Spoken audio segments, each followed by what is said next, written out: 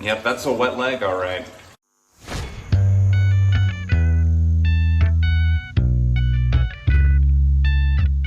Hey neighbor, welcome back to ARTV. My name is John, and I like fun. Do you like fun? Well, Wet Leg are a very fun duo that are coming from the Isle of Wight, a British indie rock band that have been making waves across the industry. They had their viral hit Chaise Longue and followed it up with tracks like Wet Dream, and I was instantly hooked, and apparently so was the rest of the world. Rhian Teasdale and Hester Chambers are the two primary members, although there is an entire backing band that plays with them live and records in the studio as well. But they met in college, and they didn't do anything together, at least not musically, for a while, and then after 10 years they formed a band, and now we have Wet Leg. Rhian Teasdale serves as their frontwoman, and it's surprising that she's just now seeing this level of success with the talent and the unique charm that she has to the presentation of these tracks. They're very witty, tongue-in-cheek, they're able to fire off things very quickly, but the music behind it doesn't feel like a gimmick at all. It's fun music that doesn't take itself too seriously, but isn't afraid to pack a punch at the same time. Big-time English producer Dan Carey, who has worked with everyone from Grimes to Franz Ferdinand, is producing the majority of this LP,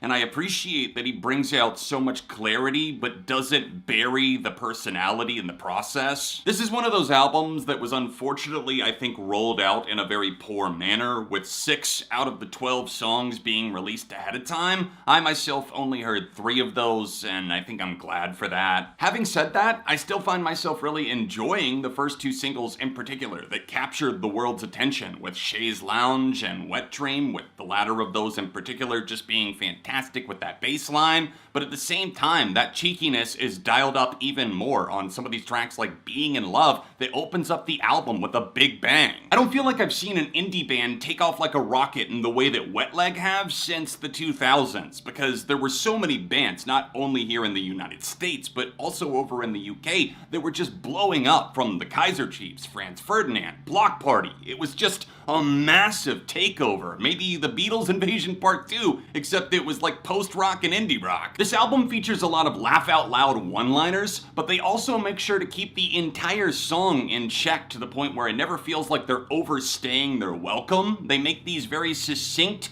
tight grooves that are just alarmingly catchy to listen to. They drive and staple those hooks in tight, and then they just put the cherry on top, with the vocals having so much personality and kind of a live wire act to the guitar. Of course, the opening track, Being in Love, with the comparisons that are made there to it being like all of these awful experiences, but it's actually kind of like being in love, obviously coming out of the gate strong. But the first track that really just blew me away like a jet engine was Angelica. There's almost a surfy undertone to that track, and I love how fierce and spirited the guitars become, especially once the track really gets going. But those surfable vibes that feel a bit islandy, tropical perhaps, very carefree and dazed out, also pop up on other tracks towards the end of the album, like Supermarket. Also at the end of this experience, I love that we go on a 3-track run with some genuinely compelling, thoughtful, but laugh out loud at times hilarious moments, starting with Your Mom. That song, Oh No, and Piece of Shit are the 3 in question, and they're all very different from each other, at least in terms of an overall identity, but you can definitely tell that they came from the same creator. The chord progression on Your Mom is just enticing as hell. I love the fact that they kind of sing out and chirp the melodies,